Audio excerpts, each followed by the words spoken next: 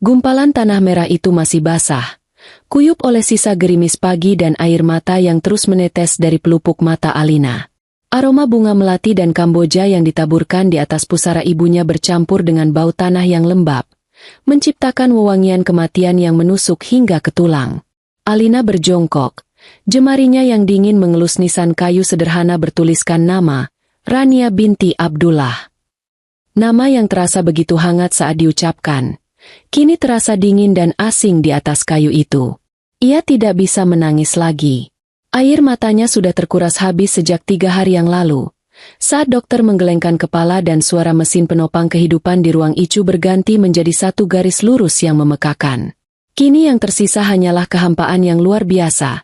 Sebuah lubang hitam di dalam dadanya yang mengisap semua cahaya dan kehangatan. Ibunya, dunianya, telah pergi. Di sekelilingnya, para pelayat perlahan-lahan membubarkan diri. Suara mereka seperti dengungan lebah yang jauh, mengucapkan kata-kata penghiburan yang tidak pernah sampai ke telinga Alina. Sabar ya, Alina. Ibumu orang baik, surga menantinya. Alina hanya mengangguk. Sebuah gerakan mekanis tanpa emosi. Mereka tidak mengerti. Mereka tidak akan pernah mengerti bagaimana rasanya kehilangan separuh jiwa. Ia mengangkat pandangannya, mencari sosok ayahnya di antara kerumunan yang menipis. Baskara berdiri di dekat mobil, berbicara dengan beberapa rekan bisnisnya. Alina memperhatikan ayahnya dari kejauhan. Posturnya tegap, setelan jas hitamnya yang mahal tidak kusut sedikit pun. Wajahnya terlihat muram, tentu saja, tapi matanya kering.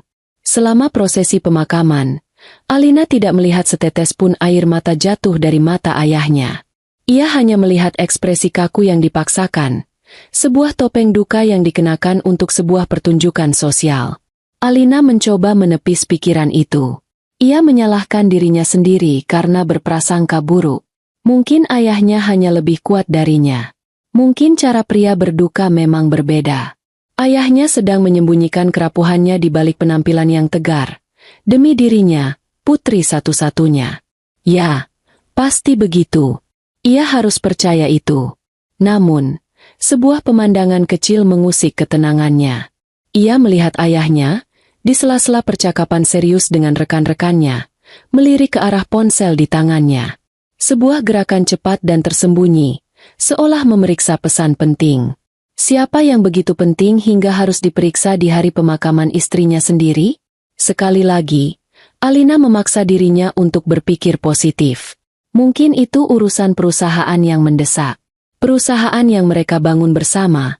Perusahaan yang menjadi warisan ibunya juga. Setelah semua pelayat pergi, hanya tinggal mereka berdua di sana, di samping gundukan tanah merah itu. Baskara berjalan menghampiri Alina, meletakkan tangan beratnya di bahu putrinya. Ayo kita pulang. Nah, kasihan ibu, jangan ditangisi terus, kata Baskara. Suaranya serak, tapi terdengar hampa. Tidak ada getaran kesedihan yang tulus di dalamnya. Alina tidak menjawab. Ia hanya menatap nisan itu sekali lagi, mencoba merekam setiap detailnya, seolah takut jika ia berpaling, makam itu akan ikut lenyap. Ia ingin tinggal di sini lebih lama, merasakan kehadiran ibunya untuk terakhir kali. Tapi tangan ayahnya di bahunya terasa seperti sebuah perintah, bukan penghiburan. Dengan enggan, ia pun bangkit. Kakinya terasa berat, seolah terikat pada tanah yang kini menjadi rumah baru bagi ibunya. Perjalanan pulang terasa sunyi. Alina menatap keluar jendela, melihat jalanan kota yang ramai. Dunia terus berputar, orang-orang tertawa, mobil-mobil berlalu lalang, seolah tidak ada hal besar yang terjadi. Seolah seorang wanita luar biasa bernama Rania tidak baru saja meninggalkan dunia ini untuk selamanya. Rasa terasing menyelimutinya. Hanya dia yang merasakan kehilangan ini. Hanya dia yang dunianya berhenti berputar. Sesampainya di rumah, keheningan terasa semakin pekat dan menyiksa.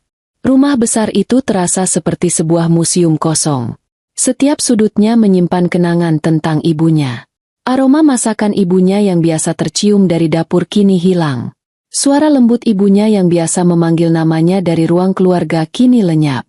Tawa renyah ibunya yang biasa terdengar di taman belakang kini hanya tinggal gema di ingatan.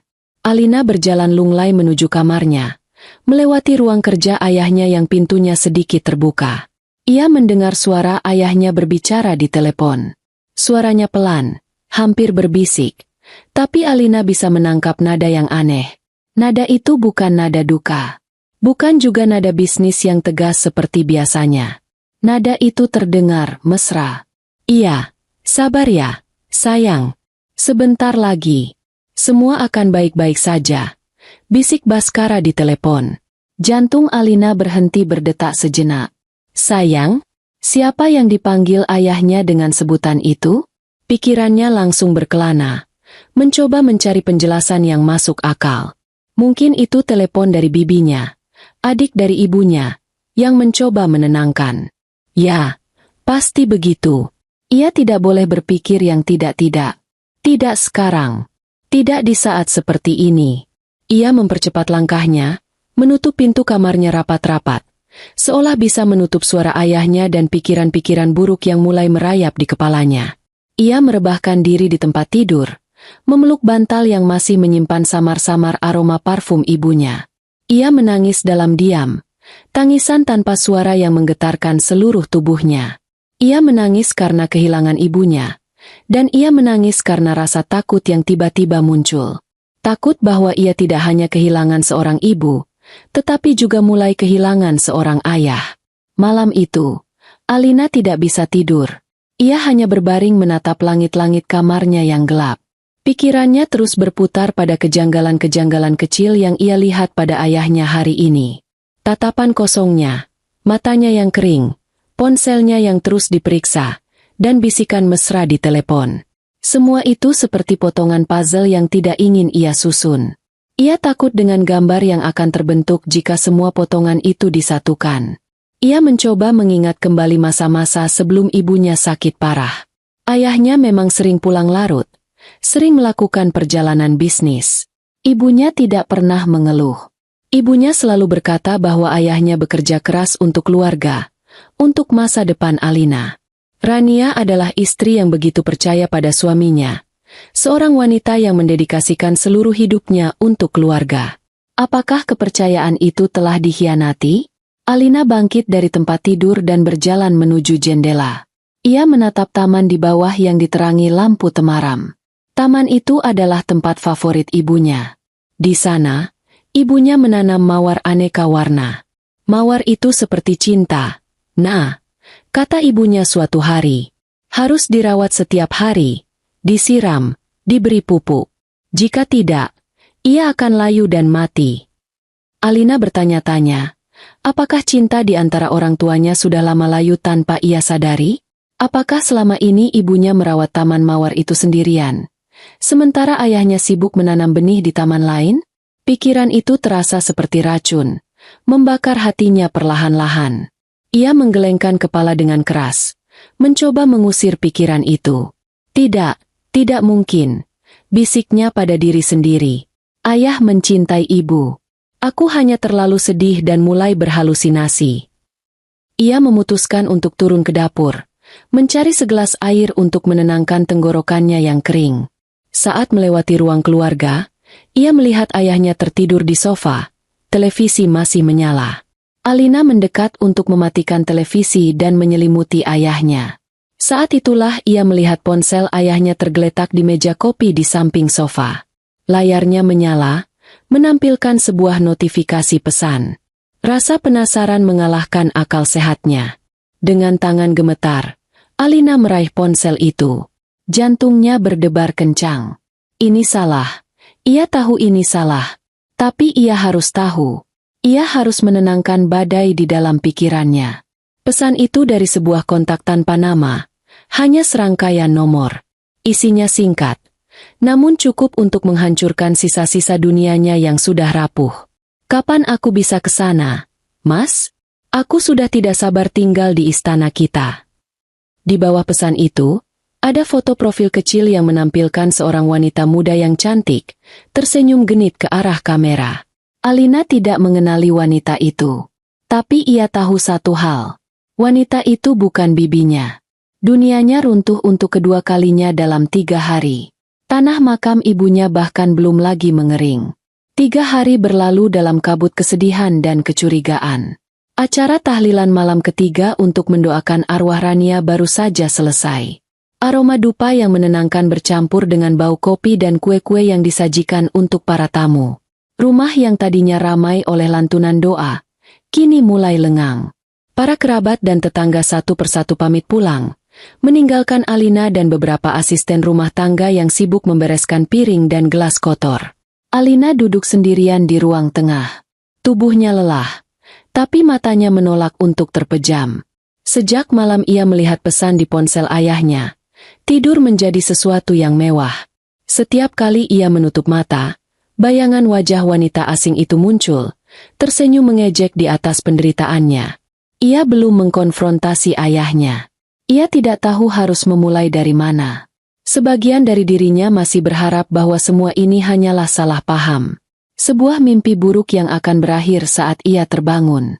Suara deru mobil di halaman depan membuyarkan lamunannya. Itu pasti ayahnya. Baskara memang tidak banyak membantu selama acara tahlilan. Ia hanya muncul sebentar untuk menyapa tamu-tamu penting, lalu menghilang lagi dengan alasan, ada urusan mendesak di kantor. Alina menarik napas dalam-dalam, mencoba mempersiapkan diri. Mungkin malam ini adalah waktu yang tepat untuk bertanya. Ia butuh kepastian, sepahit apapun itu. Pintu depan terbuka. Baskara masuk, tapi ia tidak sendirian.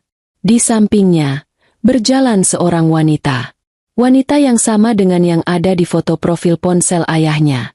Napas Alina tercekat di tenggorokan. Wanita itu tampak lebih muda dan lebih mencolok di dunia nyata. Ia mengenakan gaun berwarna krem yang memeluk tubuhnya dengan pas. Terlalu pas untuk suasana berkabung. Riasan wajahnya tebal dan sempurna. Kontras dengan wajah sembab Alina yang pucat pasi. Rambutnya yang panjang dan bergelombang tergerai indah, dan ia menebarkan aroma parfum yang manis dan menyengat, mencoba mengalahkan aroma dupa yang masih tersisa di udara. Ia memandang sekeliling rumah dengan tatapan menilai, seolah sedang menginspeksi properti baru. Alina berdiri, kakinya terasa seperti jeli.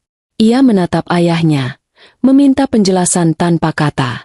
Baskara berdeham, wajahnya tampak sedikit canggung, tapi ia berusaha terlihat tenang. Alina, sini, panggilnya, memberi isyarat agar Alina mendekat. Alina berjalan dengan langkah kaku, matanya tidak lepas dari wanita asing itu. Wanita itu tersenyum padanya, senyum yang terasa palsu dan penuh kemenangan. Alina, kenalkan, ini Tante Livia, kata Baskara, suaranya terdengar datar. Ia berhenti sejenak, seolah mencari kata-kata yang tepat. Namun akhirnya ia memilih kata-kata yang paling brutal. Dia akan menjadi ibu barumu. Waktu seolah berhenti. Suara jangkrik di luar terdengar memekakan. Alina bisa merasakan darah surut dari wajahnya. Ibu baru? Kata-kata itu menggema di kepalanya. Menghantamnya seperti ribuan pecahan kaca. Ibunya baru 3 hari dikuburkan. Tanah makamnya masih basah. Dan ayahnya, pria yang seharusnya berduka bersamanya, kini berdiri di hadapannya, mempersembahkan seorang pengganti seolah ibunya adalah barang rusak yang bisa dengan mudah diganti. Sebuah cangkir teh yang masih ada di meja di sampingnya menjadi sasaran. Dengan gerakan gemetar, tangan Alina menyenggol cangkir itu. Suara porselen yang pecah berantakan di lantai marmer memecah keheningan yang menyiksa. Itu adalah suara hatinya yang ikut hancur berkeping-keping. Apa maksud ayah? Desis Alina. Suaranya serak dan bergetar karena amarah yang ditahan. Alina, dengarkan ayah. Apa maksud ayah? Alina berteriak. Suaranya melengking. Ia tidak peduli lagi pada kesopanan. Ia tidak peduli jika para asisten rumah tangga mendengarnya. Ibu bahkan belum 3 hari di dalam tanah. Dan ayah membawa perempuan ini ke rumahnya? Ke rumah ibu. Wajah Baskara mengeras. Rasa canggungnya menghilang, digantikan oleh sikap defensif yang dingin. Jaga bicaramu. Alina, Livia adalah tamu kita. Sebentar lagi dia akan menjadi istri ayah. Istri? Alina tertawa, Tawa sumbang yang lebih terdengar seperti isak tangis. Jadi pesan di ponsel ayah. Wanita ini sudah berapa lama, ya? Sudah berapa lama ayah mengkhianati ibu di belakangnya? Saat ibu sakit? Saat ibu berjuang melawan mautnya? Apakah ayah menemaninya atau menemani perempuan ini? Pertanyaan-pertanyaan itu telak menghantam Baskara. Ia tampak terkejut karena Alina tahu tentang perselingkuhannya. Tapi keterkejutannya dengan cepat berubah menjadi kemarahan. Itu bukan urusanmu, bentaknya. Hidup harus terus berjalan. Ayah juga butuh kebahagiaan. Ibumu sudah tidak ada, dan ayah tidak bisa hidup sendiri. Kebahagiaan? Alina maju selangkah, matanya menyala-nyala. Kebahagiaan di atas penderitaan ibu? Di atas kuburannya yang bahkan belum kering? Ayah tidak punya hati. Saat itulah Livia, yang sedari tadi hanya dia memainkan peran sebagai korban yang terintimidasi, akhirnya angkat bicara. Ia melingkarkan lengannya di lengan Baskara, menatap Alina dengan mata yang dibuat berkaca-kaca. Alina, jangan seperti ini. Aku mengerti kamu sedang berduka, katanya dengan suara yang dibuat selembut mungkin. Aku di sini bukan untuk menggantikan ibumu. Tidak akan ada yang bisa. Aku hanya ingin merawat papamu, menemaninya di masa sulit ini. Alina menatap Livia dengan jijik. Sandiwara murahan itu membuatnya muak. Jangan sebut nama ibuku dengan mulut kotormu, geram Alina. Dan jangan panggil dia papa. Dia bukan papamu. Dia ayahku, suami ibuku. Amarah Baskara meledak. Ia menunjuk wajah Alina. Cukup, Alina. Ayah tidak akan mentolerir sikap kurang ajarmu ini. Livia akan tinggal di sini mulai malam ini. Suka atau tidak suka, dia adalah bagian dari keluarga ini sekarang. Terima keadaan ini, atau kau tahu di mana pintunya. Ancaman itu adalah pukulan terakhir. Ayahnya baru saja memilih. Ia memilih wanita selingkuhannya daripada putrinya sendiri. Ia mengancam akan mengusir anak kandungnya dari rumah peninggalan ibunya. Rasa sakit di dada Alina tiba-tiba berubah menjadi sesuatu yang lain. Sesuatu yang dingin, keras, dan tajam. Kesedihannya membeku, mengkristal menjadi kebencian yang murni. Ia menatap ayahnya, lalu beralih menatap Livia yang kini tersenyum tipis penuh kemenangan di balik punggung Baskara. Alina tidak menangis lagi. Ia tidak akan memberikan mereka kepuasan melihatnya hancur. Ia menegakkan punggungnya. Tatapannya yang tadinya penuh luka kini berubah menjadi dingin dan kosong. Baik, katanya dengan suara yang anehnya tenang. Ketenangan yang mengerikan. Jika itu mau ayah. Tanpa berkata apa-apa lagi, ia berbalik dan berjalan menaiki tangga menuju kamarnya. Ia bisa merasakan tatapan bingung ayahnya dan tatapan puas Livia di punggungnya. Di dalam kamarnya, ia mengunci pintu. Ia tidak menjerit. Ia tidak membanting barang. Ia hanya berdiri di tengah ruangan. Napasnya teratur. Badai di dalam dirinya telah reda, menyisakan sebuah danau es yang tenang dan mematikan. Ia melihat ke sekeliling kamarnya, lalu keluar jendela, ke arah gedung perkantoran Jaya Perkasa yang lampunya masih menyala di kejauhan. Perusahaan itu, perusahaan yang dibangun dari keringat dan air mata ibunya. Ibunya mengorbankan begitu banyak hal untuk perusahaan itu, sementara ayahnya menggunakannya untuk membiayai pengkhianatannya. Sebuah rencana mulai terbentuk di benaknya. Bukan rencana yang emosional dan gegabah, tapi rencana yang dingin, terstruktur, dan kejam. Ayahnya telah mengambil dunianya, merenggut ibunya, dan kini menodai rumahnya.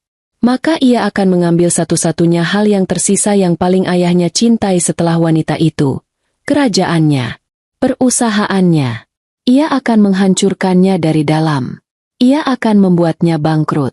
Ia akan memastikan ayahnya dan wanita jalang itu kehilangan segalanya. Mereka akan merasakan bagaimana rasanya hidup di atas puing-puing, sama seperti yang ia rasakan sekarang. Malam itu, Alina membuka laptopnya. Ia bukan lagi seorang putri yang berduka. Ia adalah seorang algojo yang sedang merancang alat pemenggal kepalanya sendiri. Ia masuk ke dalam sistem keuangan perusahaan. Sebagai direktur keuangan, ia tahu setiap seluk-beluk, setiap aliran dana, setiap celah yang bisa dieksploitasi. Api balas dendam telah dinyalakan di atas abu kesedihannya. Dan api itu akan membakar hangus dunia ayahnya sampai tidak ada apapun yang tersisa. Keesokan paginya, Alina turun untuk sarapan. Ia sengaja menunggu agak siang, berharap ayahnya sudah berangkat ke kantor dan ia tidak harus bertemu dengan Livia. Namun, harapannya pupus. Ia menemukan keduanya duduk di meja makan yang terasa asing.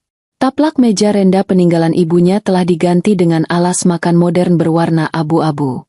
Vas bunga keramik kesayangan ibunya juga lenyap, digantikan oleh wadah kaca minimalis berisi bunga lili putih yang wanginya terlalu tajam untuk pagi hari.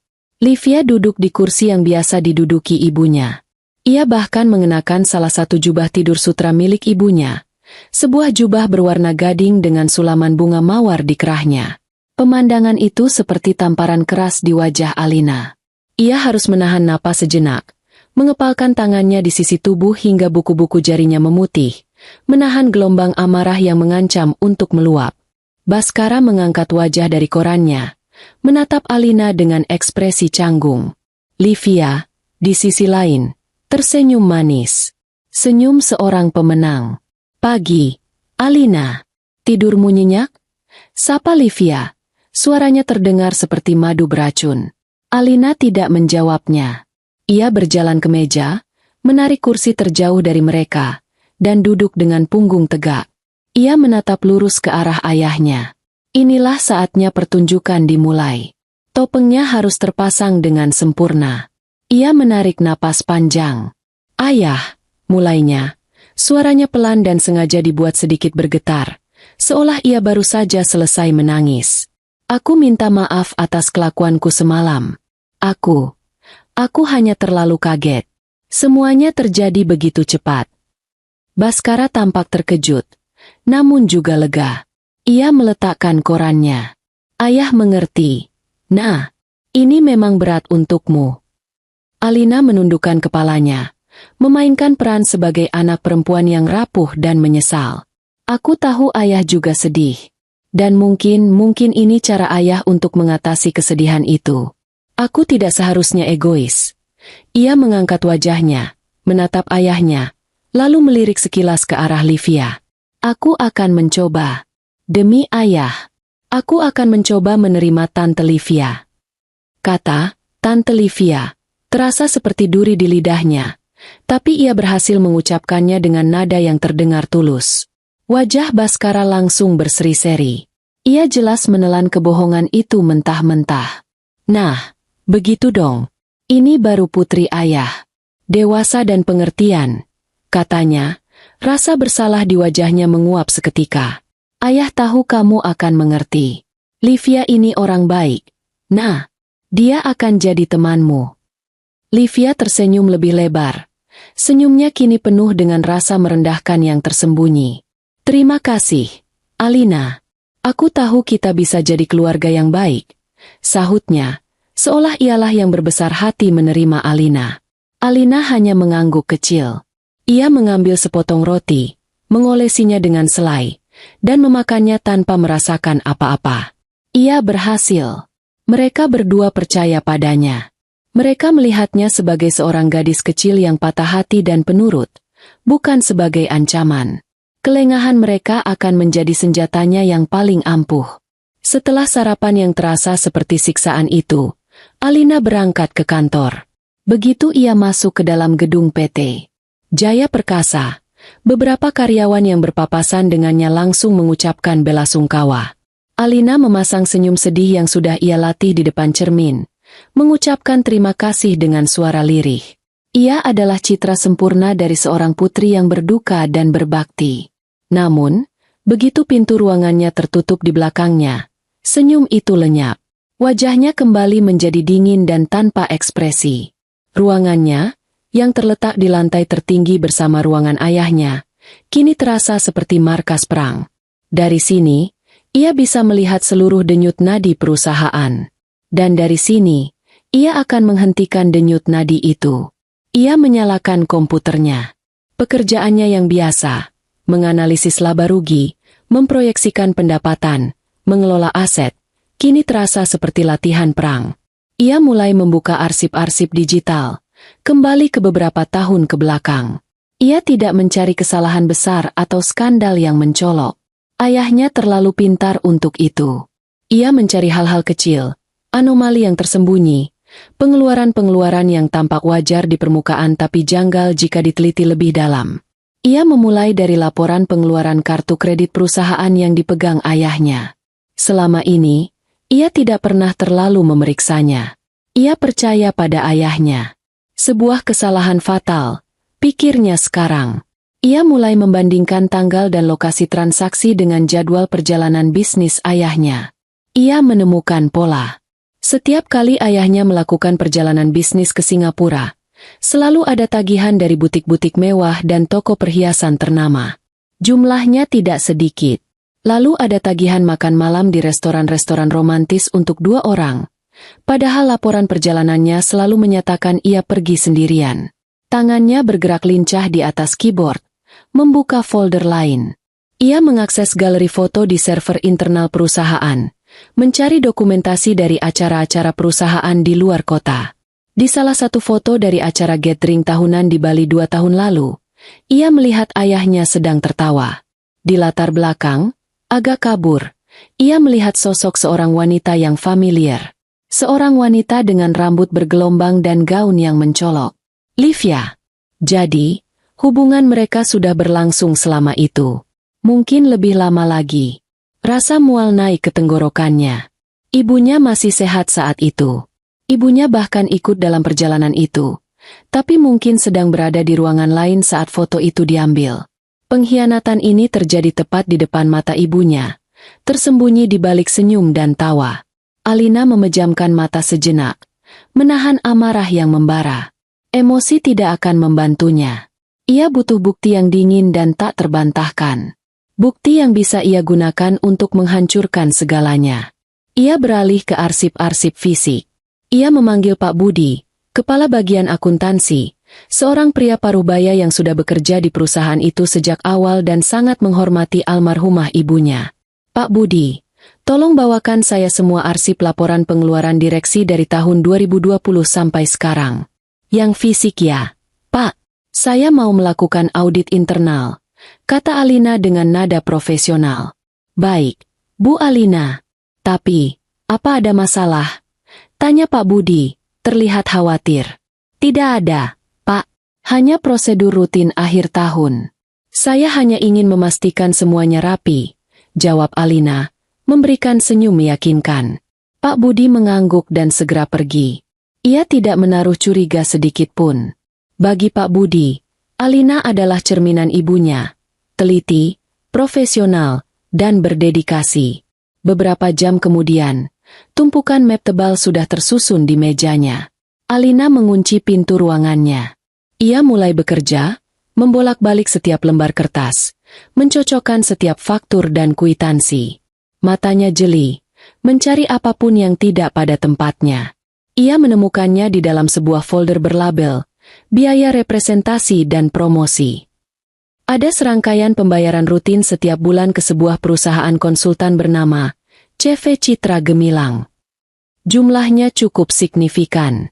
Alina tidak pernah mendengar nama perusahaan itu. Tidak ada kontrak kerja sama resmi di dalam sistem. Pembayaran itu selalu disetujui langsung oleh Baskara dengan memo tulisan tangan. Alina merasakan adrenalinnya terpacu. Ia membuka peramban di komputernya, mencari nama perusahaan itu. Hasilnya nihil. Tidak ada situs web. Tidak ada profil perusahaan. Tidak ada alamat kantor yang jelas. CV Citra Gemilang seolah tidak pernah ada. Itu adalah perusahaan fiktif. Ia melacak aliran dana dari pembayaran tersebut. Uang itu ditransfer ke sebuah rekening bank. Dengan aksesnya sebagai direktur keuangan, dan sedikit bantuan dari kenalannya di bank dengan alasan verifikasi vendor, ia berhasil mendapatkan nama pemilik rekening itu. Jantungnya berdebar kencang saat nama itu muncul di layar komputernya. Pemilik rekening, Livia Anastasia. Di sanalah semuanya berada. Uang perusahaan, uang hasil kerja keras ibunya, telah dialirkan secara sistematis selama bertahun-tahun ke kantong pribadi selingkuhan ayahnya, disamarkan sebagai biaya konsultan. Ini bukan lagi sekadar perselingkuhan. Ini adalah penggelapan. Ini adalah kejahatan. Alina menyandarkan punggungnya di kursi. Ia tidak merasa marah lagi. Yang ia rasakan adalah ketenangan yang dingin. Ia telah menemukan lubang di lambung kapal raksasa bernama PT Jaya Perkasa. Ia telah menemukan titik lemah ayahnya. Ini adalah senjata pemungkasnya. Ia menyalin semua bukti itu ke sebuah kandar kilas terenkripsi. Data transaksi, memo tulisan tangan ayahnya, informasi rekening bank milik Livia. Semuanya. Amunisinya sudah lengkap. Ia menatap keluar jendela. Matahari mulai terbenam, mewarnai langit Jakarta dengan warna oranye dan ungu. Warna yang indah, namun terasa muram. Ia tahu apa yang harus ia lakukan selanjutnya. Ia tidak akan langsung menggunakan bukti ini untuk melaporkan ayahnya. Itu terlalu mudah, terlalu cepat. Ia tidak hanya ingin ayahnya dihukum. Ia ingin ayahnya menderita. Ia ingin ayahnya merasakan kehancuran secara perlahan. Ia ingin ayahnya melihat kerajaannya runtuh bata demi bata, dan menyadari bahwa putrinya sendirilah yang menjadi mandor dari penghancuran itu. Topeng kepatuhan akan tetap ia kenakan. Di rumah, ia akan menjadi putri yang penurut. Di kantor, ia akan menjadi direktur yang kompeten. Tapi di balik semua itu, di dalam kegelapan rencananya, ia akan menjadi arsitek dari kejatuhan ayahnya sendiri. Kehidupan di rumah telah berubah menjadi sebuah panggung sandiwara yang menyesakkan. Livia, dengan persetujuan penuh dari Baskara, mulai mengambil alih peran nyonya rumah. Ia mengganti gorden di ruang tamu, memindahkan lukisan-lukisan yang dipilih oleh Rania, dan bahkan berani menyingkirkan koleksi piringan hitam klasik milik Rania dengan alasan membuat rumah terasa kuno. Setiap perubahan itu terasa seperti sebuah penghapusan paksa terhadap memori ibunya. Alina menyaksikan semuanya dalam diam. Ia tidak protes. Ia tidak menunjukkan keberatan. Ia hanya mengangguk jika ditanya, dan memberikan senyum tipis jika diajak bicara. Ia makan malam bersama mereka, mendengarkan celotehan Livia tentang rencananya mengadakan pesta perkenalan dengan teman-teman sosialitanya, dan mendengarkan tawa ayahnya yang terdengar lebih keras dan lebih sering dari biasanya. Ia menjadi penonton di reruntuhan keluarganya sendiri. Sikap, menerima, dari Alina ini membuat Livia semakin berani dan Baskara semakin lengah. Mereka menganggap perlawanan Alina sudah padam. Mereka tidak tahu bahwa di dalam keheningannya, Alina sedang mengasah pisaunya. Di kantor, rencananya mulai dijalankan. Langkah pertama adalah menanam benih keraguan di antara para investor. Ia tidak bisa menyerang secara langsung. Ia harus melakukannya secara halus, seperti bisikan angin yang entah datang dari mana. Ia mengidentifikasi 3 investor kunci. Yang pertama adalah sebuah perusahaan modal ventura yang pragmatis, hanya peduli pada angka dan keuntungan. Yang kedua adalah seorang pengusaha tua yang konservatif dan sangat menjunjung tinggi integritas. Yang ketiga adalah sebuah bank investasi asing yang memiliki standar tata kelola perusahaan yang sangat ketat. Mereka semua memiliki porsi saham yang cukup signifikan untuk bisa membuat kegaduhan jika mereka mau. Pada suatu malam, Alina pergi ke sebuah kafe internet kecil di pinggiran kota, tempat yang tidak akan pernah ia datangi biasanya. Menggunakan komputer publik dan jaringan Wi-Fi yang tidak aman, ia membuat sebuah alamat email anonim. Sesuatu seperti insider.jayaperkasa@emailprovider.com. Ia menulis 3 email yang berbeda, disesuaikan dengan karakter masing-masing investor. Untuk perusahaan modal ventura, ia menyoroti potensi, inefisiensi anggaran pada pos pengeluaran eksekutif, yang bisa berdampak pada margin keuntungan.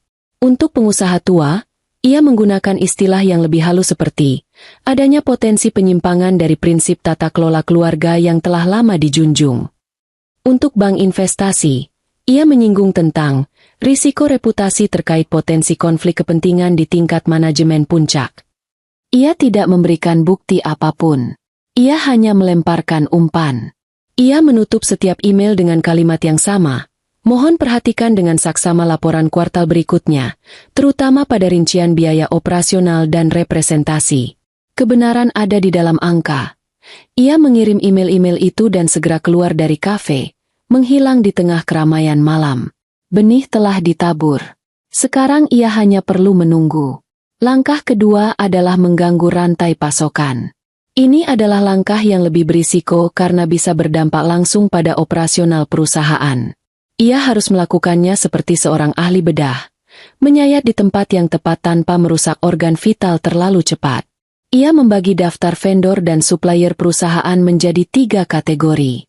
Kategori pertama adalah mereka yang krusial, pemasok bahan baku utama dan mitra logistik inti. Pembayaran untuk mereka harus tetap lancar. Mengganggu mereka sama dengan bunuh diri. Kategori kedua adalah supplier pendukung, seperti penyedia kemasan, perusahaan percetakan, dan agensi pemasaran. Mereka penting, tapi masih bisa dicari penggantinya jika terpaksa. Kategori ketiga adalah vendor non-esensial, seperti penyedia catering kantor, layanan kebersihan taman, supplier alat tulis kantor, dan sejenisnya. Merekalah yang akan menjadi korban pertama. Alina memanggil kepala departemen akuntansi dan bagian pembayaran. Ia mengumumkan sebuah kebijakan baru, dengan alasan efisiensi. Untuk sementara waktu, kita perlu melakukan optimisasi arus kas. Jelasnya dengan nada serius dalam sebuah rapat kecil. Saya ingin semua pembayaran diprioritaskan untuk supplier bahan baku utama. Untuk vendor lain, terutama yang layanannya tidak terkait langsung dengan produksi, kita akan meninjau ulang jadwal pembayarannya. Tunda beberapa hari, atau bahkan 1-2 minggu jika memungkinkan. Katakan saja ada proses verifikasi faktur yang baru. Stafnya tidak ada yang curiga. Mereka melihatnya sebagai langkah proaktif dari seorang direktur keuangan yang cerdas yang ingin menjaga kesehatan finansial perusahaan setelah ditinggal salah satu pimpinannya. Mereka bahkan memujinya karena tetap profesional di tengah masa duka. Pujian itu terasa seperti bara panas di telinga Alina. Dan begitulah, erosi itu dimulai. Secara perlahan tapi pasti. Telepon mulai berdering di departemen akuntansi. Supplier alat tulis kantor menanyakan pembayaran faktur yang sudah lewat 2 minggu. Perusahaan catering mengeluh karena pembayaran mereka tertunda. Manajer gedung menginformasikan bahwa layanan penataan taman akan dihentikan sementara jika tagihan tidak segera dilunasi. Keluhan-keluhan kecil ini sampai ke telinga manajer tingkat menengah. Mereka kemudian bergosip di pantry saat makan siang. Sepertinya keuangan perusahaan lagi seret. Katanya Bu Alina lagi mengencangkan ikat pinggang. Bisik-bisik itu mulai menyebar, menciptakan atmosfer ketidakpastian di dalam perusahaan. Sementara itu, Baskara sama sekali tidak menyadari apa yang terjadi di bawah hidungnya. Ia terlalu sibuk dengan dunia barunya. Ia sering pulang lebih awal untuk menemani Livia berbelanja, atau pergi makan malam mewah di restoran terbaru di kota. Jika ia bertanya pada Alina tentang kondisi perusahaan, Alina akan menyajikan laporan yang sudah dimodifikasi.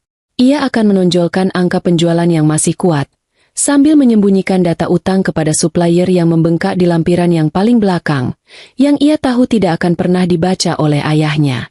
Semuanya aman, yah, penjualan kita stabil. Aku hanya sedang melakukan sedikit efisiensi biaya operasional, kata Alina setiap kali ayahnya bertanya.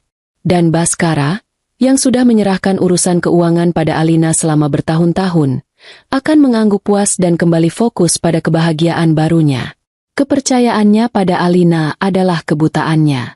Suatu sore, Alina sedang memeriksa emailnya ketika sebuah pesan masuk ke alamat email anonim yang ia buat. Pesan itu tidak memiliki subjek dan isinya sangat singkat, hanya beberapa kata. Pesan itu dari asisten pribadi si pengusaha tua yang konservatif. Kami sedang mengamati.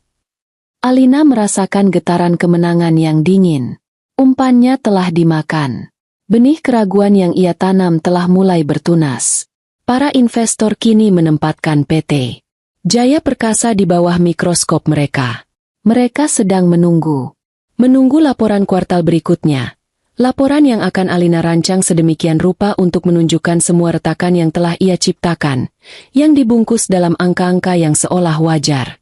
Ia menutup laptopnya dan menatap gedung-gedung pencakar langit di luar jendelanya. Fondasi kerajaan ayahnya mulai bergetar. Ia tidak merusaknya dengan ledakan besar, melainkan dengan menggerogotinya dari dalam, seperti rayap yang bekerja dalam senyap. Prosesnya mungkin lambat, tapi hasilnya sudah pasti, kehancuran total. Dan ia menikmati setiap detiknya. Setiap keluhan dari supplier, setiap bisikan keraguan dari karyawan, adalah musik yang merdu di telinganya. Pengaruh Livia di dalam rumah tumbuh seperti jamur di musim hujan, menyebar cepat dan merusak apa yang disentuhnya. Ia tidak lagi puas hanya dengan mengubah dekorasi atau mengenakan pakaian milik Rania. Kini, ia menginginkan lebih.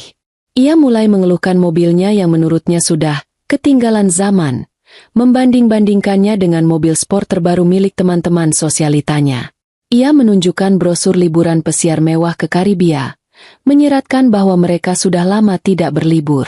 Setiap malam di meja makan, ia akan bercerita tentang kehidupan mewah teman-temannya. Tentang tas desainer edisi terbatas yang baru dibeli oleh salah satunya, atau tentang villa pribadi di puncak yang baru saja direnovasi oleh yang lain. Cerita-cerita itu seperti tetesan air yang terus-menerus dilubangkan di atas batu, perlahan-lahan mengikis pertahanan Baskara.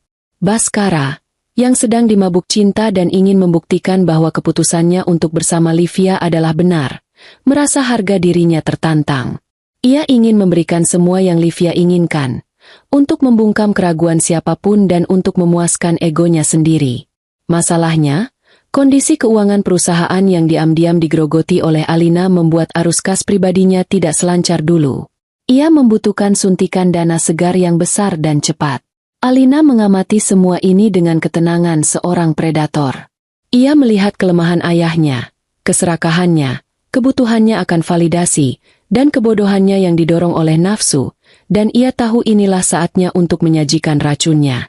Racun yang dibungkus dalam gula-gula investasi yang menggiurkan. Selama 2 minggu, Alina bekerja dalam senyap, merancang umpannya dengan sangat teliti. Ia tidak bisa asal-asalan. Ia mengunduh rencana dan desain dari sebuah proyek properti mewah yang gagal beberapa tahun lalu karena pengembangnya bangkrut. Menggunakan perangkat lunak desain, ia memodifikasi gambar-gambar itu, membuatnya terlihat lebih modern dan eksklusif. Ia menciptakan sebuah nama perusahaan fiktif, PT Permata Senja Properti. Nama yang terdengar elegan dan meyakinkan.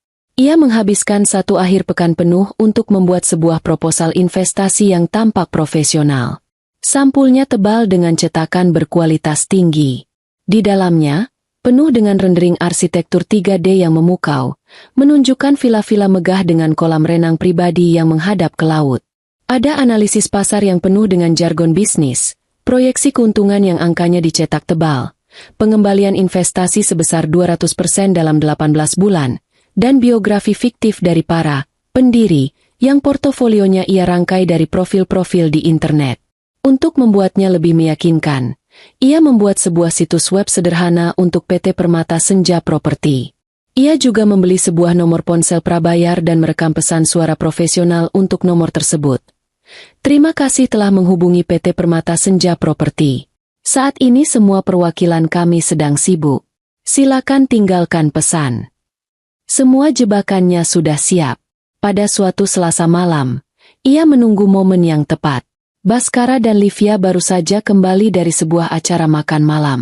Baskara tampak sedikit kesal, mungkin karena Livia kembali membanding-bandingkan dirinya dengan orang lain. Alina mendekati ayahnya di ruang kerja dengan membawa map proposal tebal di tangannya. Ia memasang ekspresi ragu-ragu. "Ayah, maaf mengganggu. Boleh aku minta waktu sebentar?" tanyanya pelan. Baskara menoleh. "Ada apa, Nah? Ini sudah malam." "Aku tahu, Yah.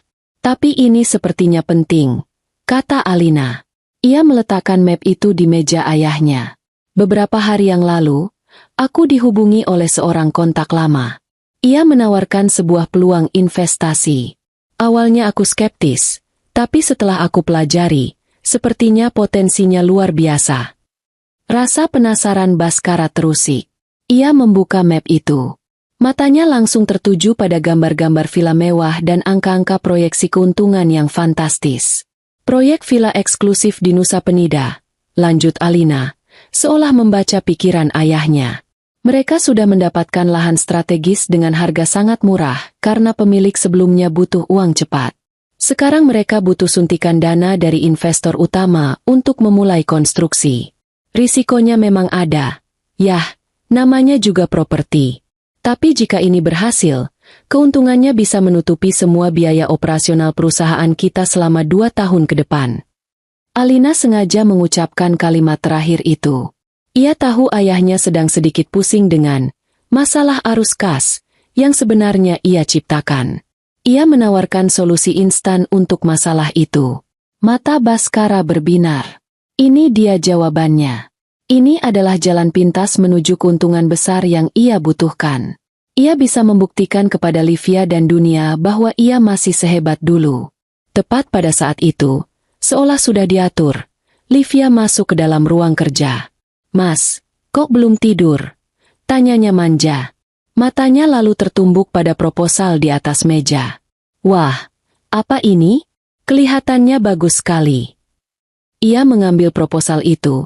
Matanya langsung terpukau oleh gambar-gambar villa yang indah. "Sayang, lihat ini. Ada kolam renang pribadi yang langsung menghadap ke laut. Kita harus punya satu.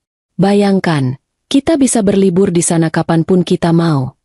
Serunya, antusiasmenya meluap-luap. Tekanan dari Livia adalah dorongan terakhir yang dibutuhkan Baskara. Keraguan apapun yang mungkin masih ada di benaknya langsung lenyap. "Bagaimana tingkat kepercayaannya, Nah?" tanya Baskara pada Alina, mencoba terdengar seperti seorang pebisnis yang cermat. "Aku sudah memeriksa latar belakang perusahaannya. Yah, kelihatannya bersih. Mereka hanya butuh investor yang bergerak cepat," jawab Alina, menjaga nada suaranya tetap datar. "Tawaran untuk menjadi investor utama ini hanya berlaku sampai akhir minggu ini. Setelah itu, mereka akan membukanya untuk konsorsium investor asing, dan kita akan kehilangan kesempatan." Alina sengaja menciptakan rasa urgensi. Ia tahu ayahnya benci ketinggalan peluang, terutama jika peluang itu bisa direbut oleh pihak asing. Itu menyangkut harga dirinya. "Baiklah," kata Baskara setelah berpikir sejenak. Keputusannya sudah bulat. "Siapkan dananya. Kita ambil tawaran ini. Transfer dana yang mereka butuhkan besok pagi. Jumlahnya cukup besar. Yah, ini akan menguras hampir semua dana cadangan perusahaan kita," kata Alina, berpura-pura mengingatkan. Sebuah tes terakhir untuk melihat seberapa dalam ayahnya telah tenggelam dalam keserakahannya. "Lakukan saja," bentak Baskara, tidak sabar. Keuntungan besar butuh modal besar. Ayah tahu apa yang ayah lakukan. Alina hanya mengangguk. "Baik, yah." Malam itu, Alina kembali ke kamarnya. Ia tidak merasakan apa-apa. Tidak ada rasa bersalah. Tidak ada ketakutan. Yang ada hanya kepastian yang dingin. Ia telah menyodorkan pistol berisi 1 peluru ke tangan ayahnya. Dan ayahnya dengan sukarela menempelkan pistol itu ke pelipisnya sendiri. Keesokan paginya, di kantor, Alina melakukan transaksi terbesar dalam sejarah karirnya. Di depan layar komputernya, ia membuka platform internet banking perusahaan. Dengan beberapa kali klik, ia mengetikkan serangkaian angka yang sangat panjang. Jumlah yang bisa digunakan untuk membeli belasan rumah mewah. Ia memasukkan nomor rekening PT Permata Senja Properti, rekening dari sebuah perusahaan cangkang yang telah ia siapkan di luar negeri. Ia berhenti sejenak sebelum menekan tombol konfirmasi. Ia teringat wajah ibunya, teringat bagaimana ibunya selalu berpesan untuk menjaga perusahaan itu dengan hati-hati. "Ini bukan hanya tumpukan uang, Nah," kata ibunya dulu. "Ini adalah kehidupan banyak orang. Karyawan kita dan keluarga mereka bergantung pada perusahaan ini." Sebuah keraguan kecil melintas di benaknya. Apakah ia sudah melangkah terlalu jauh? Lalu ia teringat pemandangan Livia yang mengenakan jubah tidur ibunya, duduk di kursi ibunya, tersenyum penuh kemenangan. Ia teringat ancaman ayahnya yang akan mengusirnya dari rumahnya sendiri. Keraguan itu lenyap. digantikan oleh bara api yang kembali menyala. Ia menekan tombol itu. Di layar, muncul tulisan, transaksi berhasil. Dana cadangan PT Jaya Perkasa, darah kehidupan perusahaan itu, kini telah mengalir ke sebuah rekening di ujung dunia yang lain. Sebuah rekening yang sepenuhnya berada dalam kendalinya. Racun itu telah diminum. Sekarang, ia tinggal menunggu racun itu bekerja. Beberapa minggu berlalu sejak transfer dana besar-besaran itu dilakukan. Di rumah, suasana terasa gembira, setidaknya bagi Baskara dan Livia. Baskara merasa yakin bahwa keuntungan besar sudah di depan mata, menjadi lebih royal. Ia membelikan Livia mobil sport baru berwarna merah menyala, persis seperti yang diinginkannya. Mereka membicarakan rencana renovasi rumah dan liburan mewah mereka seolah-olah uang dari investasi fiktif itu sudah masuk rekening mereka. Alina hanya menjadi penonton bisu dari euforia palsu itu. Ia tahu bahwa di bawah permukaan yang tampak tenang, sebuah bom waktu sedang berdetak. Detak pertama datang dari internal perusahaan. Akhir bulan telah tiba. Dan ini adalah waktunya pembayaran gaji karyawan. Untuk pertama kalinya dalam sejarah PT Jaya Perkasa, Departemen Keuangan melaporkan kepada Alina bahwa posisi kas perusahaan berada di tingkat yang sangat mengkhawatirkan. Dana yang tersisa setelah investasi bodong itu nyaris tidak cukup untuk menutupi seluruh biaya gaji dan operasional bulanan. Alina, dengan sengaja, menahan beberapa pembayaran non-gaji lainnya, menciptakan kesan bahwa ia sedang berjuang keras untuk menutupi semua kebutuhan. Ia harus memutar otak, katanya kepada manajer keuangan, untuk memastikan semua karyawan tetap gajian tepat waktu. Berita ini, meskipun dirahasiakan, tetap bocor dan menyebar di antara para manajer, menciptakan gelombang pertama kepanikan. Detak kedua datang dari luar. Salah satu investor yang telah Alina kirimi email anonim, si pengusaha tua yang konservatif, meminta pertemuan darurat dengan Baskara. Baskara, yang merasa di atas angin, menyetujui pertemuan itu dengan percaya diri. Mungkin dia dengar soal proyek properti kita dan ingin ikut bergabung, katanya pada Alina dengan nada sombong. Dalam pertemuan itu, Alina ikut mendampingi ayahnya. Sang pengusaha tua tidak berbasa-basi. Ia langsung menanyakan tentang kesehatan finansial perusahaan yang sebenarnya. Ia menyinggung tentang rumor yang ia dengar dari beberapa supplier mengenai keterlambatan pembayaran. Ia juga meminta penjelasan mengenai biaya representasi yang membengkak dalam laporan keuangan tahun lalu. Baskara benar-benar tidak siap. Ia menoleh pada Alina. Matanya meminta bantuan. Alina maju dan memberikan penjelasan yang sudah ia siapkan. Ia berbicara tentang strategi efisiensi, optimalisasi arus kas, dan penyesuaian pasar. Ia menggunakan banyak istilah teknis yang rumit, cukup untuk membuat ayahnya terlihat seolah-olah mengerti, namun cukup ambigu untuk membuat sang investor semakin curiga. Pertemuan itu berakhir dengan suasana dingin. Sang investor pamit dengan janji akan memantau situasi dengan lebih saksama. Setelah pertemuan itu, Baskara tampak bingung. Ada apa sebenarnya? Nah, kenapa dia tiba-tiba jadi seketat itu? Mungkin hanya kekhawatiran biasa. Yah, pengusaha generasi lama memang lebih hati-hati. Biar aku yang tangani, jawab Alina. Lagi-lagi menenangkan ayahnya dan memperkuat posisinya sebagai orang kepercayaan. Badai yang sesungguhnya datang seminggu kemudian. Sebuah perusahaan pemasok kemasan utama, salah satu supplier kategori kedua yang pembayarannya sengaja Alina tunda, akhirnya kehabisan kesabaran. Setelah tagihan mereka diabaikan selama lebih dari sebulan, mereka menghentikan semua pengiriman. Akibatnya langsung terasa. Lini produksi utama terhenti. Barang-barang yang siap diekspor tidak bisa dikemas. Pesanan dari klien-klien terbesar terancam terlambat. Telepon di divisi penjualan dan logistik berdering tanpa henti. Para manajer berlarian panik. Untuk pertama kalinya, masalah ini tidak bisa lagi disembunyikan di dalam laporan keuangan. Masalah ini sudah menjadi krisis operasional yang nyata. Baskara mengamuk. Ia mengadakan rapat darurat, membanting meja, dan memaki-maki manajer pembelian. Kenapa ini bisa terjadi? Kenapa kalian tidak bayar tagihannya? Manajer pembelian yang pucat pasi itu menatap ke arah Alina.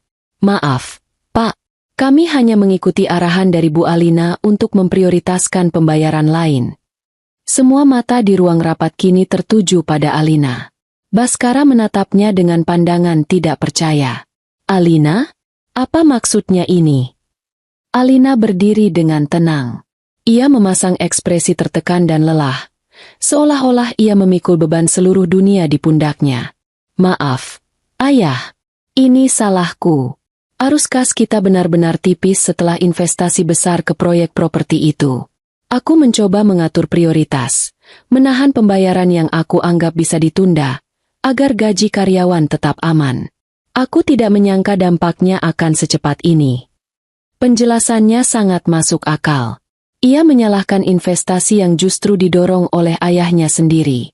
Ia memposisikan dirinya sebagai pahlawan yang berusaha menyelamatkan perusahaan, namun gagal. Baskara terdiam. Amarahnya mereda, digantikan oleh rasa panik dan bersalah. Ini semua berawal dari keputusannya yang terburu-buru. Lalu sekarang bagaimana? Tanya Baskara. Suaranya terdengar putus asa. Aku sedang mencoba negosiasi dengan pihak supplier.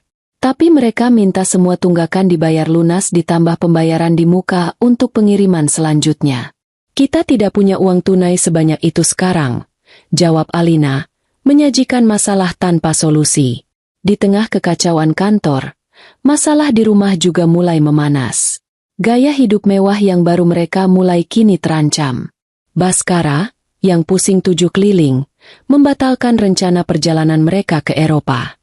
Ia juga menolak permintaan Livia untuk merenovasi dapur. Livia tidak terima. Apa maksudmu tidak ada uang? Bukankah kita baru saja investasi besar? Bukankah kamu bilang kita akan jadi lebih kaya? Cerocosnya suatu malam di meja makan. Ini hanya masalah sementara, Liv, kata Baskara lelah. Proyeknya butuh waktu. Sementara, aku bosan mendengarnya. Teman-temanku sudah memesan tiket. Dan sekarang aku harus bilang kita batal pergi? Memalukan. Livia membanting garpunya ke piring, menciptakan suara dentingan yang keras. Pertengkaran mereka menjadi pemandangan rutin setiap malam. Istana yang mereka coba bangun mulai retak di mana-mana. Baskara semakin tertekan. Ia terjepit di antara krisis perusahaan, tuntutan supplier, pengawasan investor, dan rengekan istri barunya. Ia mulai sering mengurung diri di ruang kerjanya. Rambutnya kusut, wajahnya lelah. Suatu malam, ia memanggil Alina ke ruang kerjanya. Ruangan itu berantakan, penuh dengan tumpukan kertas dan asbak yang penuh dengan puntung rokok.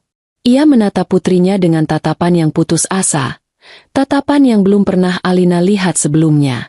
Alina, katanya dengan suara parau. Ayah tidak tahu lagi harus bagaimana. Semuanya berantakan. Investor menekan, supplier mengancam, dan Livia sudahlah. Ia menghela napas berat, menyandarkan kepalanya di tangannya. Tolong, kamu satu-satunya yang bisa ayah andalkan. Kamu yang paling mengerti keuangan perusahaan ini. Bereskan ini semua. Ayah mohon. Ia telah sampai di titik terendah. Seorang pria arogan yang telah menghancurkan keluarganya, kini memohon bantuan kepada korban utama dari keegoisannya. Ia menempatkan seluruh nasib dan harapannya di tangan orang yang paling menginginkan kehancurannya. Alina menatap ayahnya yang tampak tua dan kalah itu. Tidak ada rasa iba di hatinya. Yang ada hanya kepuasan yang dingin. Badai yang ia ciptakan telah tiba tepat di depan pintu rumah mereka. Ia maju selangkah, meletakkan tangannya di bahu ayahnya, sebuah gestur penghiburan yang palsu. Pasti, yah, katanya dengan suara lembut yang menipu. Aku akan bereskan semuanya. Dengan kepercayaan buta dari ayahnya sebagai perisai, Alina kini bergerak leluasa di tengah-tengah perusahaan yang sedang sekarat. Ia memainkan perannya dengan sempurna. Di hadapan para manajer, ia adalah komandan yang tegar di tengah badai, bekerja siang dan malam untuk mencari jalan keluar. Ia mengadakan rapat-rapat panjang, membahas strategi-strategi penyelamatan yang ia tahu tidak akan pernah berhasil. Ia menyarankan ayahnya untuk menjual beberapa aset minor perusahaan, beberapa ruko tua dan sebidang tanah yang tidak produktif. Baskara, yang sudah putus asa dan tidak mampu lagi berpikir jernih, langsung setuju. Penjualan aset itu memang memberikan sedikit napas segar. Sejumlah kecil uang tunai yang langsung habis ditelan oleh tagihan-tagihan supplier paling kritis yang mengancam akan menuntut mereka ke pengadilan. Itu seperti menempelkan plester luka di atas luka tembak yang menganga. Sia-sia, tapi cukup untuk menciptakan ilusi bahwa ia sedang berusaha. Di balik layar, di dalam keheningan ruang kerjanya yang terkunci, Alina mempersiapkan serangan pamungkasnya. Ia telah berhasil membuat kapal ayahnya oleng dan menabrak gunung es. Kini saatnya ia menenggelamkan kapal itu ke dasar samudra yang paling dalam, tanpa ada kesempatan untuk diselamatkan. Ia akan memainkan 3 kartu asnya secara bersamaan. Kartu pertama adalah jalur kredit perusahaan. PT Jaya Perkasa memiliki fasilitas kredit bergulir dari sebuah bank besar yang selama ini menjadi penopang utama untuk modal kerja. Alina tahu isi perjanjian kredit itu di luar kepala. Ada beberapa klausul penting yang harus dipenuhi. Salah satunya adalah rasio utang terhadap ekuitas yang tidak boleh melebihi batas tertentu. Berkat manuvernya menguras dana tunai untuk investasi bodong dan menumpuk utang kepada supplier, rasio itu kini sudah berada di zona merah. Ia menyusun sebuah laporan keuangan interim yang jujur. Laporan itu menunjukkan kondisi perusahaan yang sebenarnya, cadangan kas yang nyaris nol, utang jangka pendek yang membengkak, dan aset yang nilainya terus menurun. Ia tidak memanipulasi angka. Ia hanya menyajikannya tanpa polesan apapun yang biasa ia lakukan untuk menenangkan ayahnya. Lalu, menggunakan akun email resmi perusahaan, ia mengirimkan laporan itu ke Departemen Manajemen Risiko Bank dengan subjek, pembaruan kondisi keuangan mendesak sesuai klausul perjanjian 7B. Ia tahu, sistem alarm di bank akan langsung berbunyi begitu mereka menerima dan menganalisis laporan ini. Kartu kedua adalah bom waktu perpajakan. Ia membuka kembali kandar kilas terenkripsi tempat ia menyimpan semua bukti penggelapan dana yang dilakukan ayahnya. Skema CV Citra Gemilang, salinan bukti transfer ke rekening pribadi Livia, memo-memo tulisan tangan Baskara. Ia merangkum semuanya dalam sebuah dokumen narasi yang jelas dan kronologis, lengkap dengan lampiran bukti-bukti yang tak terbantahkan. Ia mencetak semuanya, memasukkannya ke dalam sebuah amplop coklat besar tanpa nama pengirim. Malam harinya, mengenakan jaket berkerudung dan masker, ia mengendarai mobilnya ke sebuah kantor pos di bagian lain kota. Ia mengirimkan paket itu ke alamat kantor pusat Direktorat Jenderal Pajak, ditujukan langsung kepada kepala bagian penyidikan. Ia tidak mengirimkannya lewat email agar tidak bisa dilacak. Ia mengirimkannya dalam bentuk fisik, sebuah surat kaleng yang berisi dinamit. Kartu ketiga, dan yang paling final, adalah melenyapkan uang hasil investasi fiktif itu. Uang puluhan miliar rupiah itu masih tersimpan aman di rekening perusahaan cangkang miliknya di sebuah negara suaka pajak. Jika perusahaan bangkrut, para kurator mungkin suatu saat bisa melacak transaksi besar itu. Ia tidak boleh meninggalkan jejak. Dengan menggunakan jaringan VPN berlapis dan perangkat lunak yang rumit, ia melakukan serangkaian transfer internasional. Ia memecah uang itu menjadi ratusan bagian kecil, mengirimkannya ke berbagai rekening di seluruh dunia, Monaco, Panama, Kepulauan Cayman, lalu menariknya kembali dan mengirimkannya lagi, menciptakan labirin transaksi yang mustahil untuk diurai. Setelah proses pencucian uang yang melelahkan selama berjam-jam itu, ia akhirnya mengumpulkan kembali serpihan-serpihan dana itu ke sebuah dompet mata uang kripto anonim. Uang itu kini telah berubah bentuk menjadi aset digital yang tidak terikat pada nama atau negara manapun. Uang itu telah lenyap dari sistem perbankan global. Jejaknya telah terhapus. Setelah ketiga kartu itu dimainkan, Alina kembali ke perannya. Ia duduk di kantornya, menunggu. Tidak butuh waktu lama. 2 hari kemudian, surat elektronik resmi dari bank masuk ke email Baskara, dengan tembusan kepada Alina. Isinya singkat, dingin, dan brutal. Berdasarkan peninjauan atas kondisi keuangan perusahaan Anda, dengan menyesal kami memberitahukan bahwa fasilitas kredit nomor XXXXXXXXX dibekukan secara efektif per hari ini hingga pemberitahuan lebih lanjut. Pembekuan jalur kredit adalah hukuman mati. Tanpa dana itu, perusahaan tidak bisa lagi membayar apapun. Tidak gaji, tidak supplier, tidak tagihan listrik. Napas perusahaan telah dihentikan. Baskara membaca email itu 3 kali sebelum akhirnya mengerti. Wajahnya menjadi pucat seperti mayat. Ia berlari dari ruangannya ke ruangan Alina, menggebrak meja. "Alina, apa ini? Apa maksudnya ini?" teriaknya panik, menyodorkan ponselnya yang menampilkan email dari bank. Alina menatap email itu, memasang ekspresi terkejut dan tidak percaya yang paling meyakinkan. Aku tidak tahu. Yah, aku benar-benar tidak tahu. Laporan yang aku kirimkan memang menunjukkan kita sedang sulit, tapi seharusnya rasionya masih di ambang batas aman.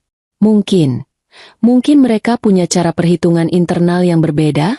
Atau mungkin investor lain ada yang melapor ke mereka? Ia sengaja melemparkan kecurigaan ke arah lain. Baskara merosot di kursi di depan meja Alina, memegangi kepalanya. "Habislah kita. Nah, habislah kita. Tanpa uang itu, kita bahkan tidak bisa membayar gaji karyawan minggu depan." Ia tampak begitu rapuh, begitu kalah. Untuk sesaat, Alina hampir merasakan sesuatu. Tapi bayangan ibunya yang terbaring lemah di ranjang rumah sakit melintas di benaknya, dan hatinya kembali mengeras menjadi batu. Dan tepat di tengah keputusasaan itu, bel kematian terakhir berbunyi. Telepon dari resepsionis di lantai bawah masuk ke telepon kantor Alina. "Selamat siang, Bu Alina. Maaf mengganggu. Ada 2 bapak-bapak dari kantor pajak yang ingin bertemu dengan Bapak Baskara. Katanya ada urusan mendesak." Alina menarik napas dalam-dalam. Inilah saatnya. "Baik, suruh mereka naik ke lantai ini. Antarkan ke ruang rapat." Ia berjalan ke arah ayahnya yang masih menunduk. "Yah, bangun. Ada tamu." Ayah tidak mau bertemu siapa-siapa. "Mereka dari kantor pajak," kata Alina dengan suara datar. Baskara langsung mengangkat kepalanya. Ketakutan murni terpancar di matanya. Firasat terburuknya menjadi kenyataan. Beberapa menit kemudian, 2 pria berpenampilan resmi masuk ke dalam ruang rapat, didampingi oleh Alina dan Baskara yang berjalan seperti robot. Salah satu dari mereka menyerahkan sebuah surat resmi kepada Baskara. Surat itu adalah surat perintah pemeriksaan bukti permulaan.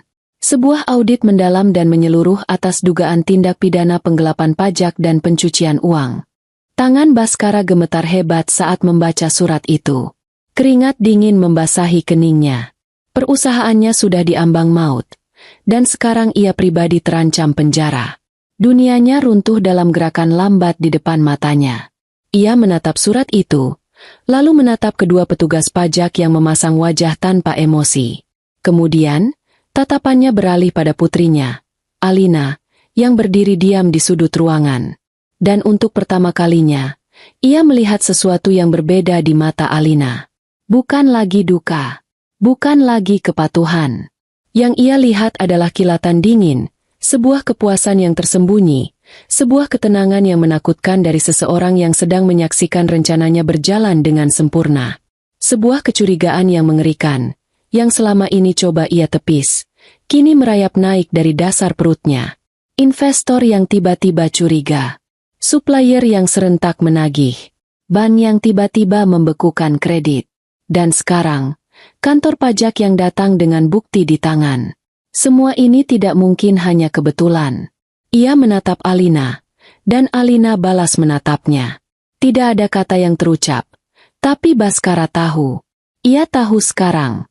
Ia telah dijebak dari dalam. Kartu as terakhir telah dibanting ke atas meja, dan permainan ini sudah berakhir. Ia kalah telak. Seminggu setelah kedatangan petugas pajak, PT Jaya Perkasa resmi menjadi mayat. Audit yang mereka lakukan brutal dan efisien. Mereka menyegel ruang arsip, menyita semua server komputer, dan membekukan semua rekening perusahaan yang tersisa. Operasional perusahaan lumpuh total. Berita menyebar seperti api di kalangan bisnis. Raksasa properti PT Jaya Perkasa kolaps akibat skandal pajak dan salah urus. Reputasi yang dibangun Baskara selama puluhan tahun hancur menjadi debu dalam hitungan hari. Karyawan panik.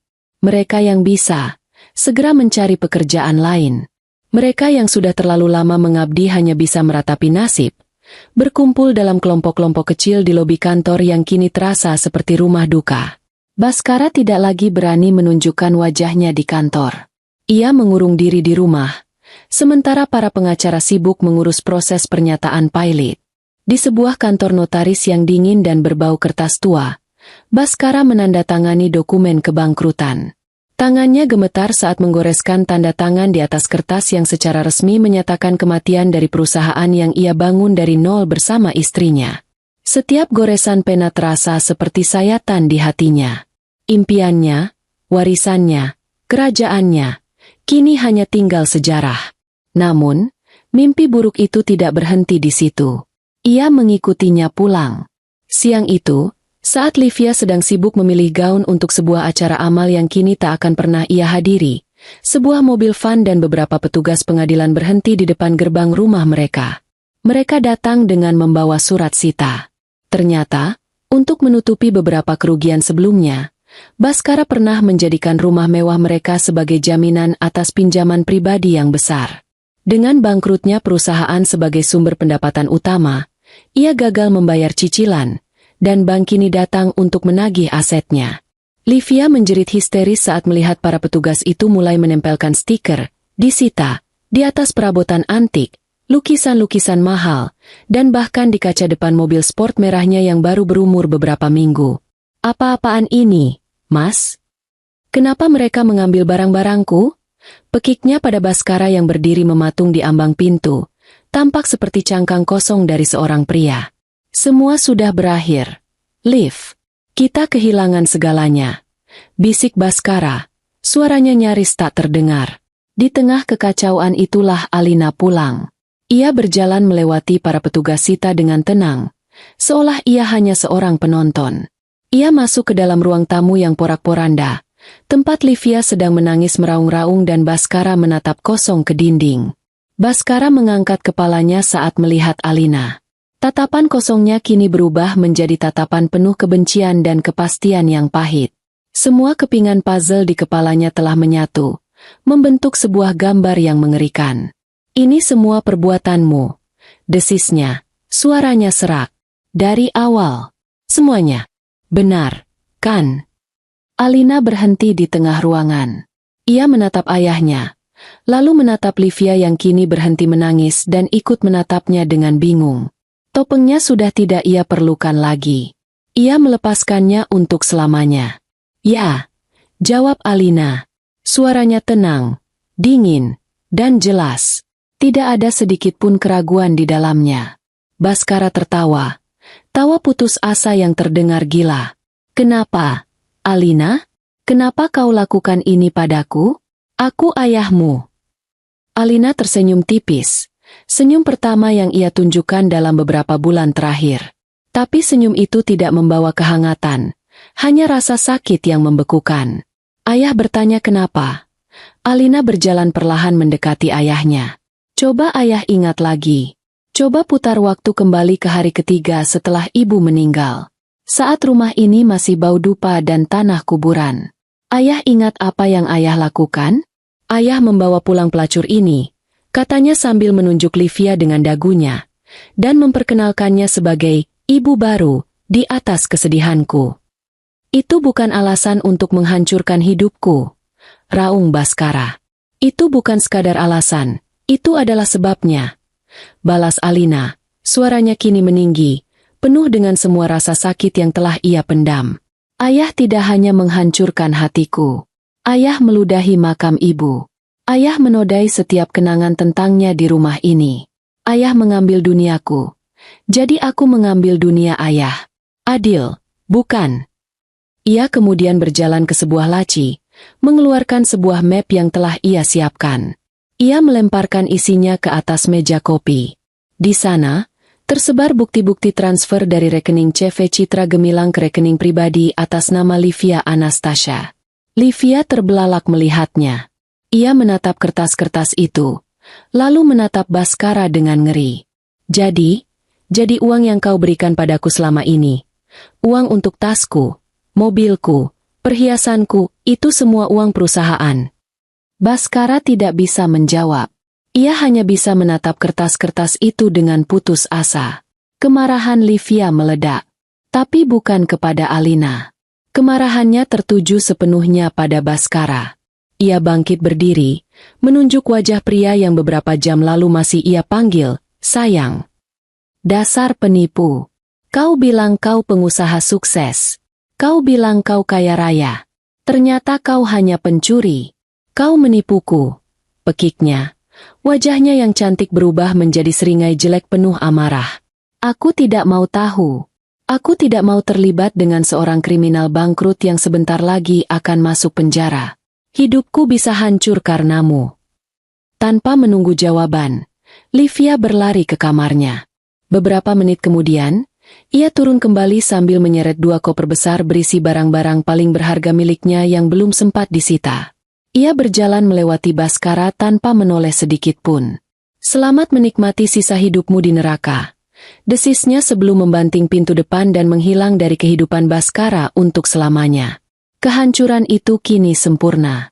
Baskara terduduk lemas di lantai, di tengah-tengah ruang tamunya yang sedang dijarah oleh petugas sita. Dalam sekejap, ia telah kehilangan segalanya. Perusahaannya, hartanya, rumahnya, istri barunya, dan yang paling utama, putrinya. Ia benar-benar sendirian, ditinggalkan di tengah puing-puing kerajaannya yang ia hancurkan dengan tangannya sendiri. Ia menatap Alina, yang masih berdiri tegak di sana. Di mata putrinya, ia tidak melihat kemenangan. Ia hanya melihat kehampaan. Seolah setelah apinya membakar habis segalanya, yang tersisa hanyalah abu yang dingin. Alina menatap ayahnya yang kini tak lebih dari seorang pria tua yang kalah dan menyedihkan. Balas dendamnya telah tuntas. Ia telah merenggut semua yang ayahnya miliki. Tanpa mengucapkan sepatah kata pun lagi, ia berbalik. Ia melangkah keluar dari rumah itu, melewati para petugas sita, melewati kenangan-kenangan masa kecilnya, melewati hantu ibunya dan hantu ayahnya yang dulu. Ia tidak menoleh ke belakang. Kerajaannya telah runtuh, dan ia meninggalkannya untuk terkubur dalam debu. Alina tidak kembali ke rumah yang sudah terasa seperti rumah hantu itu. Ia juga tidak mencari kemewahan. Setelah berjalan keluar dari gerbang untuk terakhir kalinya, ia menyewa sebuah kamar di apartemen servis kecil di sudut kota yang sibuk dan anonim. Ruangan itu sederhana. Hanya ada tempat tidur, sebuah meja kecil, dan jendela yang menghadap ke dinding bata gedung sebelah. Kontras yang tajam dengan kamar tidurnya yang luas dengan pemandangan taman di rumah lamanya. Tapi di sini, di dalam kesederhanaan yang steril ini, ia bisa bernapas. Beberapa bulan pertama setelah kehancuran itu berlalu dalam keheningan. Adrenalin yang selama ini memompa darahnya, kebencian yang menjadi bahan bakarnya, semua itu telah habis. Kini yang tersisa adalah kehampaan yang luas dan sunyi. Ia tidur sangat larut dan bangun sangat siang.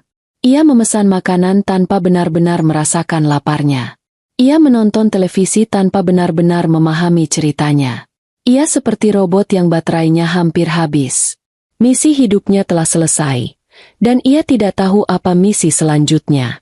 Dari pengasingan dirinya, ia menjadi pengamat. Ia mengikuti nasib ayahnya melalui berita-berita di portal online. Baskara Wijoyo, mantan Taipan Property, resmi ditetapkan sebagai tersangka kasus penggelapan pajak. Aset-aset pribadi Baskara Wijoyo terus diburu oleh kurator Pilot. Sidang pertama kasus PT Jaya Perkasa akan digelar bulan depan.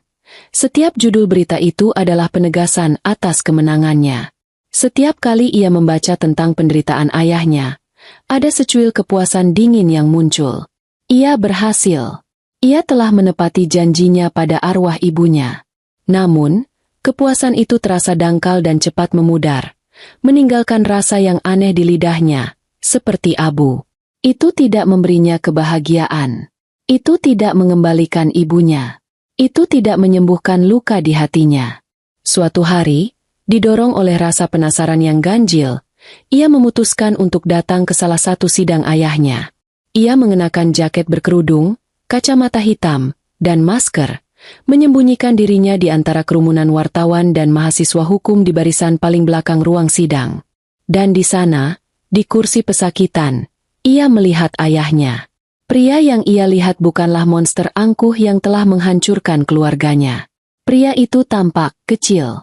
Ia terlihat 10 tahun lebih tua. Rambutnya yang dulu selalu rapi kini menipis dan memutih. Setelan jas mahalnya telah berganti dengan kemeja batik pudar yang kebesaran. Ia duduk membungkuk. Tatapannya kosong, sendirian.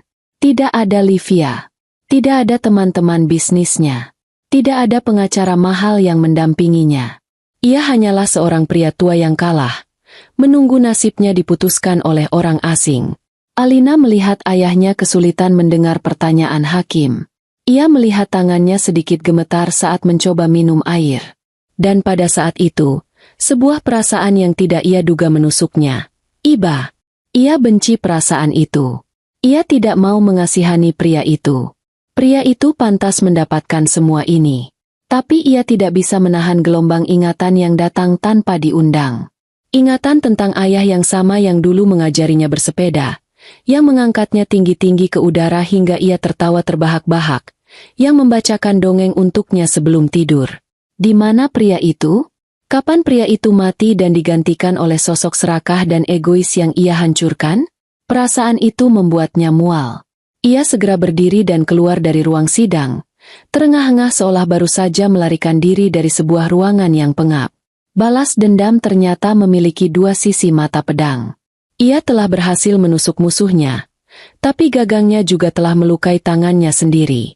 Dengan menghancurkan ayahnya, ia juga telah menghancurkan bagian terakhir dari masa kecilnya, dari keluarganya. Ia telah secara resmi menjadikan dirinya seorang yatim piatu. Beberapa hari kemudian, ia memberanikan diri untuk melakukan satu perjalanan terakhir. Ia mengunjungi makam ibunya. Sudah berbulan-bulan ia tidak ke sini. Ia terlalu sibuk dengan rencananya, dan setelah semuanya selesai, ia merasa tidak pantas.